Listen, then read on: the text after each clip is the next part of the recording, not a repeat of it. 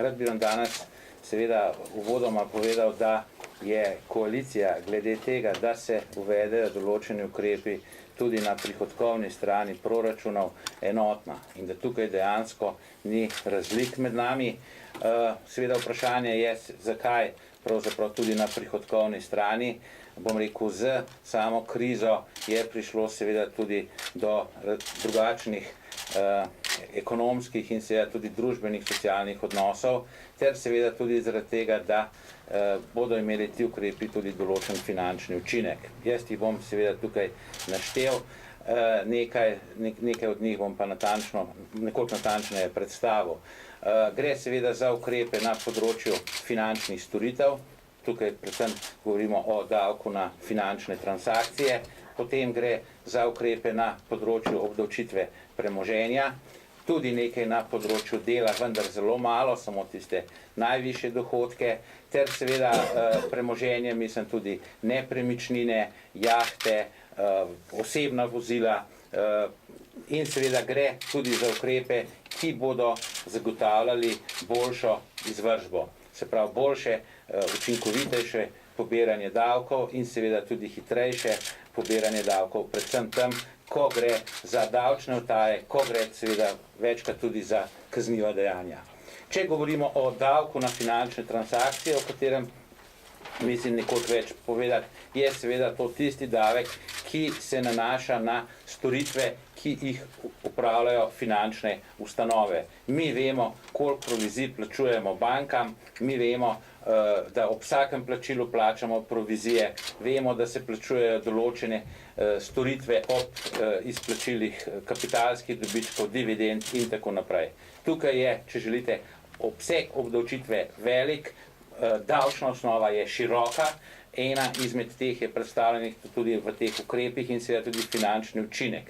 Vendar danes moramo vedeti, da banke to, bom rekel, obračunavajo svojo storitev, dobivajo tako imenovane neobrestne prihodke in seveda del tega je lahko obdavčen s tem, da bi se po mojem osebnem mnenju seveda morale banke odpovedati delom teh storitev. Navsezadnje so neobrestni prihodki v Sloveniji veliko večji kot na področju Evropske unije, pri bankah na področju Evropske unije. Se pravi, to je, jaz mislim, tudi glavni davek, ki bo imel največji finančni učinek.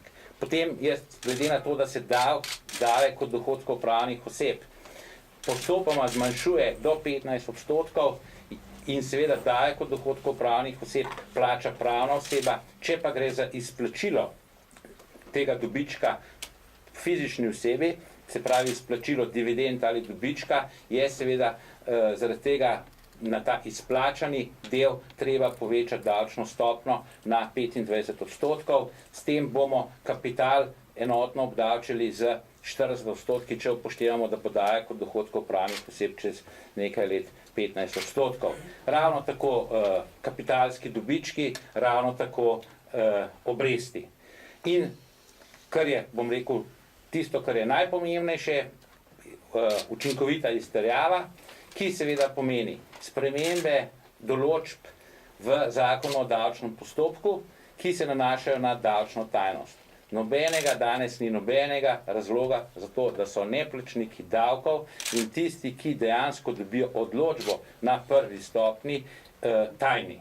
S tem, ko so tajni, se dejansko skrivajo, bom rekel, za to tajnostjo in seveda to pomeni, da ljudje niti ne vedo, kdo plačuje, kdo ne plačuje prispevkov in seveda, kdo so tudi tisti največji davčni utajevalci. Zato je treba tukaj spremeniti zakon o davčnem postopku, kot tudi pri hitrejših izvršbah.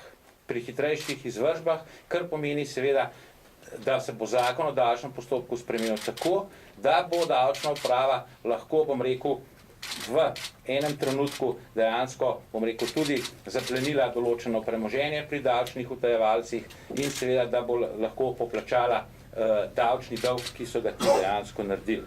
Tukaj se predvideva sprememba zakona tudi z posebno organizacijsko skupino, ki bo imela ta pooblastila za posebne primere davčnih utajevalcev. In glede na to, da se tudi že druge države, predvsem Nemčija, Švica in tako naprej, med seboj povezujejo, jaz se bo Slovenija tudi začela intenzivneje, se že povezuje, ampak še intenzivnejše povezovati glede izmenjave podatkov in s tem bo seveda podpisala dvostranske pogodbe z drugimi davčnimi upravami, kar pomeni, da bo dobila podatke o dohodkih, ki jih imajo slovenski rezidentje v drugih državah ali o premoženju, ki ga imajo slovenski državljani registriranega v drugih državah, naprimer jahte. Hvala lepa.